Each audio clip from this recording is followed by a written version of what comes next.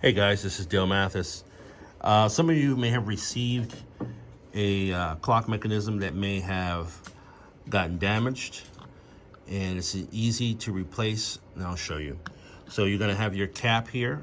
It contains the clock mechanism. This is how the clock mechanism looks on the back. So what you're going to do is you're simply going to take some pliers like this. These are needle nose pliers. And you're going to unscrew this nut. And you're going to do everything in your power to not scratch this part with these pliers. Because if you do, you'll scratch the paint. Just take your time and unscrew that nut. Once the nut is off, you're going to have an empty shell. So you're going to take your clock mechanism, clock movement, I don't know why I keep saying mechanism, and then you're going to take it and place it,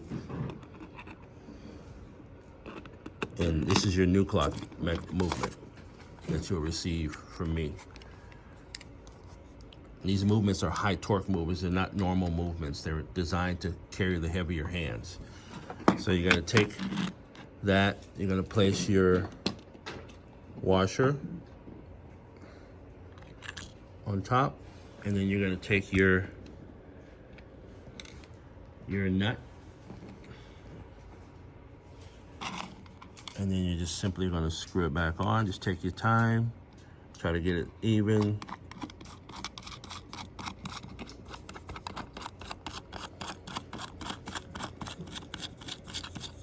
Like so.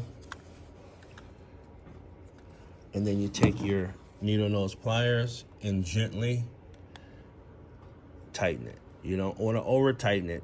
Just a nice little snug like that. That's all you need. You don't have to overdo it. And it's nice and tight in there. And then you simply put it back on your clock and put your hands back on. Watch that video. That's another video to show you how to put the hands on. And you're good to go. Thank you.